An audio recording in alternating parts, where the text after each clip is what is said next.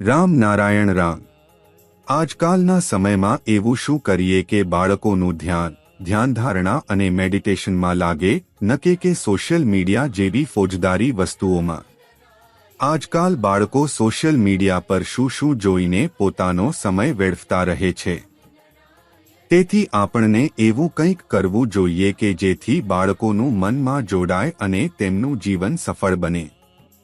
દરેક માનવના અંદર મન હોય છે, જેમાં દરરોજ 50,000 વિચારો આવે છે।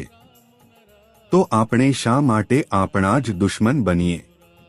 શા માટે ખોટા માર્ગે, ખરાબ માર્ગે જઈએ છીએ? આપણે સૌ આપણા મનના રાજા છીએ। શું કોઈ રાજા કદી જાણીને ભૂલ કરે છે? આવું સાંભળીને પણ શરમ આવે છે। કોઈ પણ રાજા ઈચ્છીને ભૂલ નહીં કરે। કોઈ પિતા પોતાના પુત્ર માટે કદી ખોટું કામ કરશે? કદી નહીં। પિતા પોતે દારૂ પીવે છે, સિગારેટ પીએ છે, પણ એ કદી નહીં ઈચ્છે કે તેમનો પુત્ર એ કામો કરે। જ્યારે પિતાને સંતાન માટે સમજ છે, તો એ જ સમજ પોતાના માટે શા માટે નથી? આપણે આપણા જીવના માટે આપણા જ વિવેકની વાત શા માટે નથી સાંભળતા? આપણે સૌએ આપણા વિવેકની વાત સાંભળી જોઈતી, માનવી જોઈએ। જો માણસ પોતે સમજદાર બની જાય, તો તેની આવનારી પેઢી આપમેળે સમજદારીથી ચાલશે।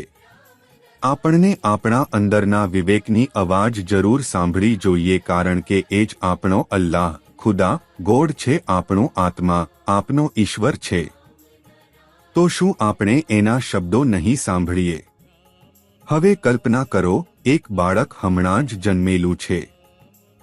ડોક્ટરે એને સાફ કરી તેની માને પાસે લટાડ્યું છે। હવે નર્સ આવે છે। જો એ બાળકના મોઢામાં નીમની પત્તીની રસ નાખે, તો શું એ નાનકડું બાળક એ રસ ચૂસી લેશે? બિલકુલ નહીં। એ પોતાનું મોઢું ફેરી નાખશે, પણ કડવો રસ નહીં ચૂસે। પરંતુ જો એના મોઢામાં મધ નાખે, તો એ તરત ચૂસે છે। તો જ્યારે એક નવજાત બાળક પોતાના વિવેક પ્રમાણે ક્રિયા કરે છે, ત્યારે આપણે અને તમે જે મોટા છીએ, સમજદારી ધરાવીએ છીએ, અમે આપણા જ વિવેકની વાત શા માટે નહીં સાંભળીએ? આજનું વિવેક અને ચૈતન્ય આપણને જીવન જીવવાનો સાચો રસ્તો બતાવે છે।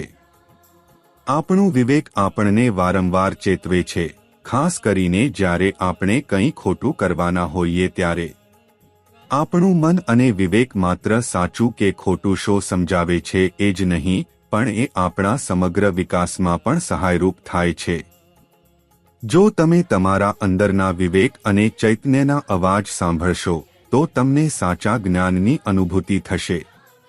જ્યારે તમને સાચું જ્ઞાન મળશે, ત્યારે સફળતાનો સાચો માર્ગ તમારી સામે દેખાશે। અને એ માર્ગે ચાલતા ચાલતા તમને એ બધું મળશે, જેની તમે કલ્પના કરો છો।